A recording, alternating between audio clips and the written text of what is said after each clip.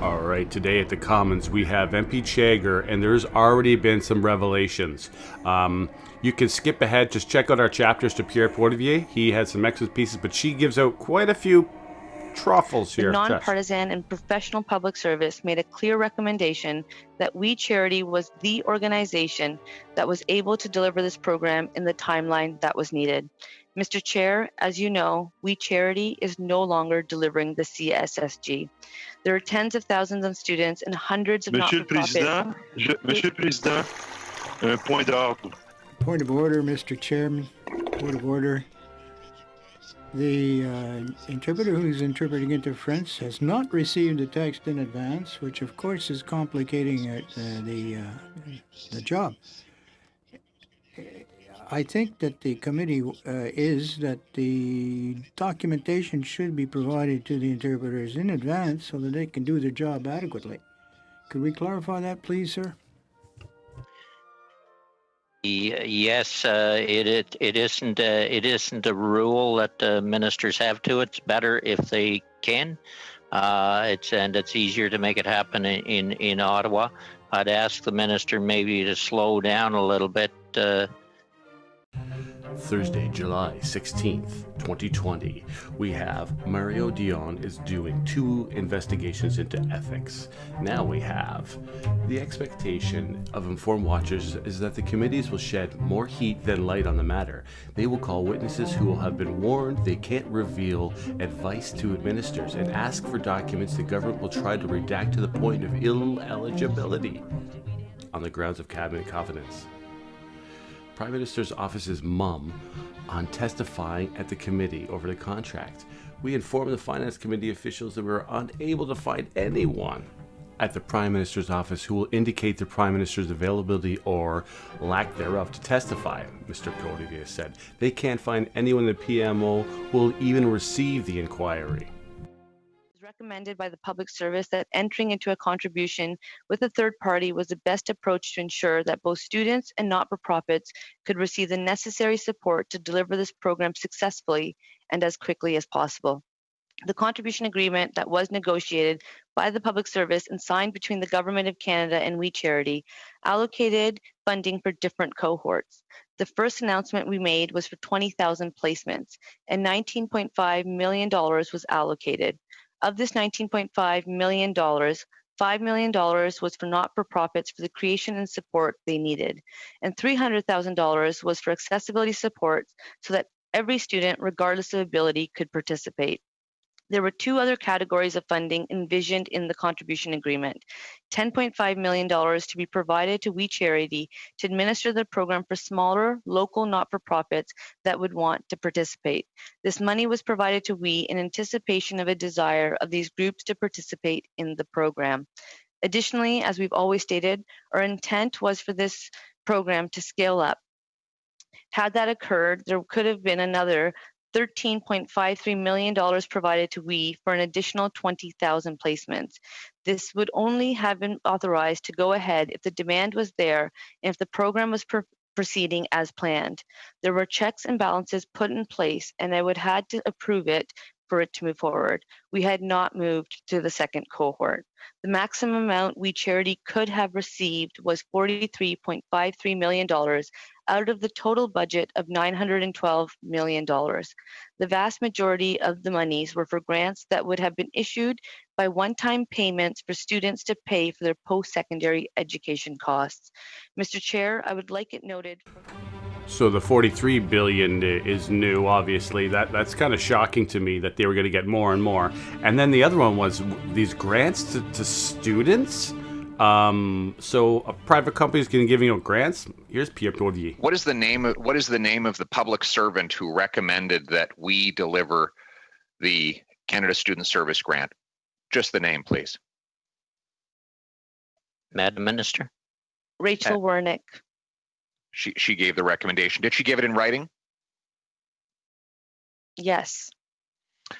Do you know if she spoke to the Prime Minister's office, any member of the Prime Minister's office, prior to rendering that recommendation? The public service made a recommendation to me that We Charity was the only organization fit to deliver this program, and I accepted the recommendation. Did Ms. Warnick speak to any member of the Prime Minister's office before making that recommendation? I understand that Ms. Wernick will be appearing after me, and that's a great question you can pose to her. Did Cabinet sign off on the sole sourcing of this contribution agreement to we? There are processes that are followed. The public service made a recommendation to myself. I accepted the recommendation, and yes, I presented it to Cabinet. And Back Cabinet, to Mr. Poilievre. And your name was on the memorandum to Cabinet. yes. Prior to that, did you discuss this matter with any member of the Prime Minister's office? We have conversations and consultations all the time. We had a goal to help students during the pandemic, as well as Did you discuss it with? Did you discuss it with the Prime Mr. Chair, Minister's office? I believe that if to- I'm not interrupting, I should have the courtesy of being able to answer in the same time that was provided.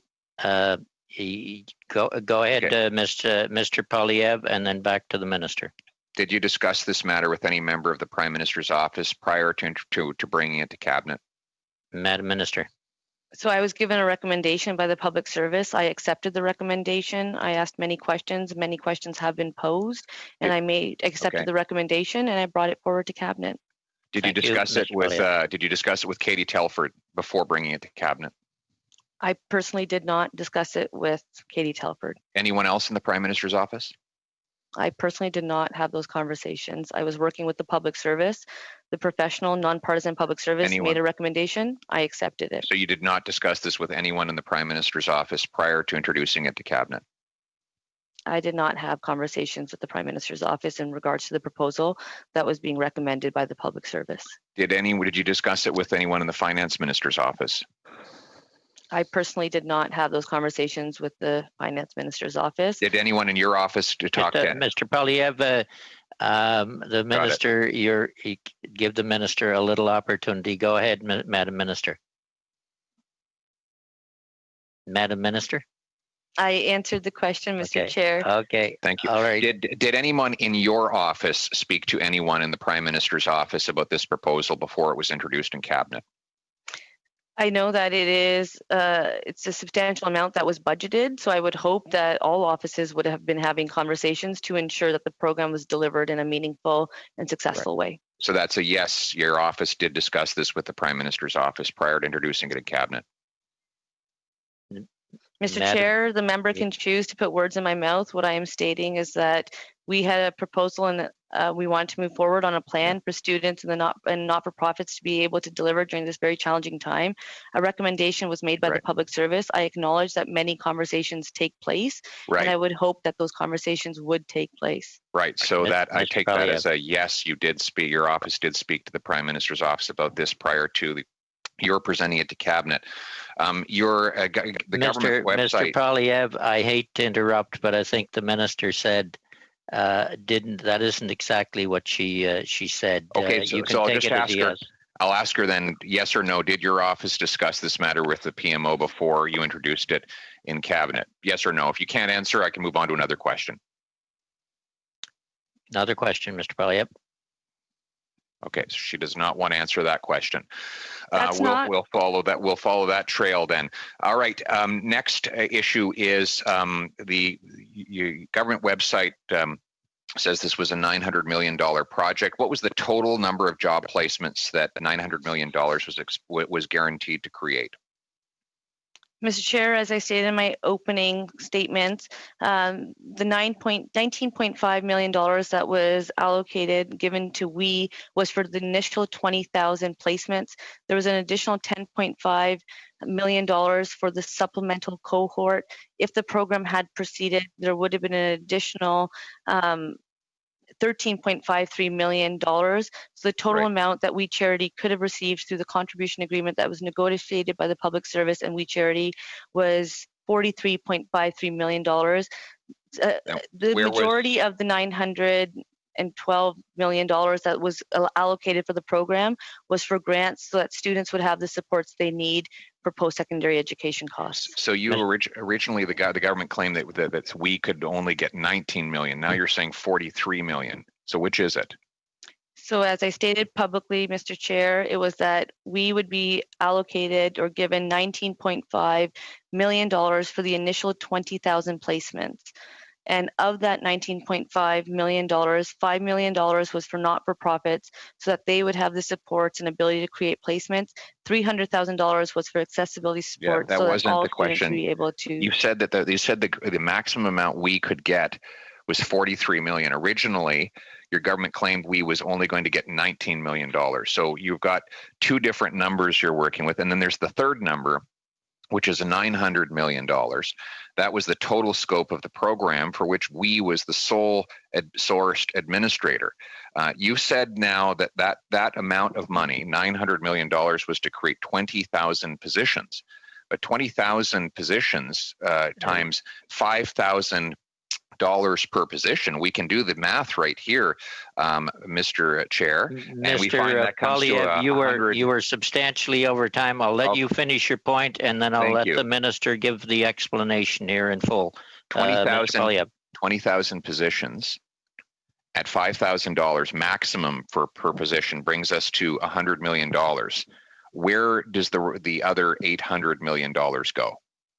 Madam Minister, if you can give a fairly substantive answer here. Mr. Chair, I actually reject the explanation of the member. Obviously, the member is not listening to what I am saying. When I came out publicly, I stated that $19.5 million was going to We Charities for the initial cohort of 20,000 placements. And of that $19.5 million, $5 million would be for not-for-profits so that they had the support necessary and be able to create these volunteer placements given the COVID-19 context. And $300 million was for accessibility support so that all Canadians, regardless of ability, could participate. I'm sharing today that an additional $10.5 million was provided to We Charity to administer a supplemental cohort so that smaller and local not-for-profits could participate, because there was a demand after the announcement was made. We received an influx of desire and demand for the program, so we want to make sure that they too had opportunities. I'm sharing that the contribution agreement also includes, for the second cohort, $13.53 million provided we for an additional 20,000 placements. Should we have gotten there? We never got to that spot. It would have been after administration and checks and balances were in place, like we stated in the contribution agreement. My initial comments to the public was in regards to the initial cohort of $19.5 million, and the member is welcome to go check what I shared. Okay, we will end it there. We're substantially over. Okay, stay tuned for part 2, which will come out this evening at the end of the show. This is just happening now, and so we'll put you on part 2. Leave your comments below. Do you think that there were some revelations? We do. What's with this company giving out grants? Charity, whatever, they're giving out grants? Did I hear that right? We're going to go really in depth to this in our next episode, but this is just seems, there's stuff coming out. Good day. Hey, honestly, we didn't think there was much going to come of this, but I was completely wrong. I had a good feeling it was going to be exciting to watch for me as a personal, but I didn't think it was going to be there's going to be a lot of headlines already coming out of what's coming out of this meeting. The 43.35 billion or million, and then there's also the grant thing, which is, to me, we have to look this into. We're going to do a deep dive into this, and how that it was framed as the only one, and the name came out of the lady that did it. Who knows what's going to come out for her? She's apparently going to be on later to explain where she came up with this conclusion, and maybe she's going to say something shocking. Leave your comments down below, like, subscribe, and have it. See you later.